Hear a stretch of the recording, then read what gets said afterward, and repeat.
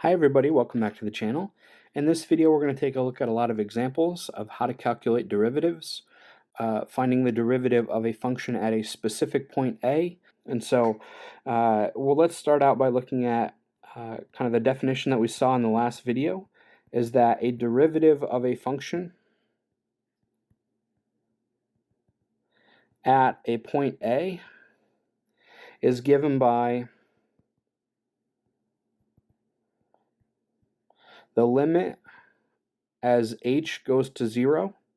And in kind of the last video I think we had both an x and an a here. Since we're going to talk about at a specific value of a first, I'm going to go ahead and have it as f of a plus h minus f of a all over h. Okay, when we switch to talking about the derivative of a function with any value of x instead of just a specific value of a, then instead of having a's in the formula, we'll have x's in there, but other than that, it's going to be exactly the same. Okay, so let's see how to calculate the derivative at a specific point A, and we'll use a graph to kind of verify what we think is happening. We'll start with some more basic examples, and we will expand to talk about some more complicated examples. So let's start with an example like this. F of x is equal to 3x plus 4. This is a really basic, straightforward example. This is a linear function. Okay, let's go ahead and graph this function. And again, we said this in the last video, but you can have an idea of what you should get for your derivative by just kind of eyeballing things here. And so this is a line that has a y-intercept of 4 and has a slope of 3. Okay, and specifically, let's go ahead and look at a equals 1. Okay, so here's a equals 1, and there's a point on the graph that has an x value of 1. The question we're asking is, what is the slope of the tangent line at that point? Now, this is a little bit weird because this is already a linear function, okay? The slope, or the tangent line to a line is just the same line that you already had at the beginning. And so this is a little bit of almost a trivial example because we're basically saying what is the slope of that line. But this is just for practice for using the formula. So basically you should have an idea of what we should get as an answer, because the slope of this line is 3. And so when we say what's the slope of the tangent line, it should be the same as the slope of this line. We should get 3 as an answer. But let's go ahead and just practice that notation, because remember, it's supposed to look like the limit as h goes to 0 of f of a plus h. Well, a plus h is 1 plus h, and then minus f of 1 all over h. Okay, now we got to remember, what is f? F is this function that we started with. So you can go ahead and replace, wherever you see these two f's in here, you can replace those with the function that you have. This is the limit as h goes to 0. Okay, so instead of saying f of 1 plus h, let's go ahead and say 3 times 1 plus h plus 4. That's our f of h, or our f of 1 plus h part, and then minus f of 1. F of 1 is 3 times 1 plus 4. And just a side note, this should seem fairly straightforward, but make sure that you're putting this f of a. Later on, it's going to be f of x. Make sure you're putting this f of a part in parentheses so that you subtract the whole thing. Because what we'll see is when we start having variables in there and we can't just combine what's inside, we have to remember to distribute the negative. Not really going to be a problem in here because we can combine all the numbers together, but when we have variables in a couple of minutes, that will change. We do need to make sure we have parentheses there. So let's see, the limit as h goes to 0, all we're doing is finding the slope of the line, but in a little bit of a different way than saying y2 minus y1 over x2 minus x1. Okay, you do need to distribute this 3 over here. You get 3 plus 3h plus 4 minus, let's see, 3 plus 4 inside is minus 7, all divided by h. And what should happen here, and we're going to see this when we talk about replacing a's with x's and have variables in there, is you should have a bunch of stuff cancel. And in this case, you're going to have 3 plus 4 is 7, and then minus 7. You're going to end up adding those together to get 0, and those are all going to cancel. So what you're just left over with is a limit as h goes to 0 of 3h divided by h.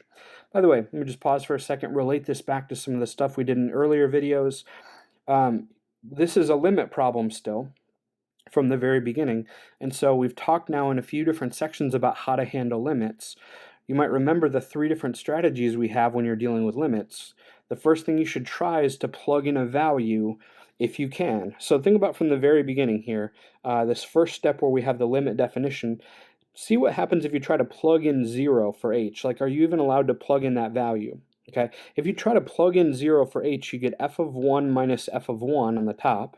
So you get 0 on the top, and you have a 0 on the bottom. So you might remember from a past video that when we get 0 over 0, that's a problem, that's an issue.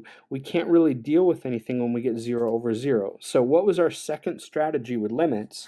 If you can't just plug in a value, you got to simplify. That's what this process is here is that we're doing, is we are saying, hey, I can't take the limit up top.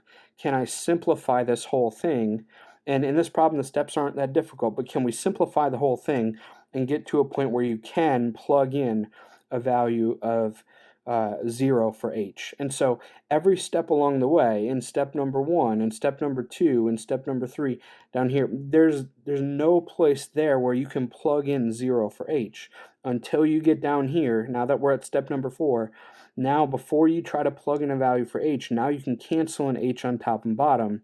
Now we have the limit as h goes to 0 of 3. Okay, again, based on what we've done in past sections, these should not be hard steps, but I'm just trying to relate this back to the stuff that we've seen in another video. Okay, this all builds on itself. And one thing you might remember from a past video is what happens when you take the limit as h goes to 0 of a constant. You just get that constant. You just get 3. And that, again, that shouldn't surprise you. We knew from the very beginning that we were going to get 3 because 3 is the slope of the line. Okay, so at a equals 1, we should say, hey, there's a point. What's the slope of the tangent line at that point?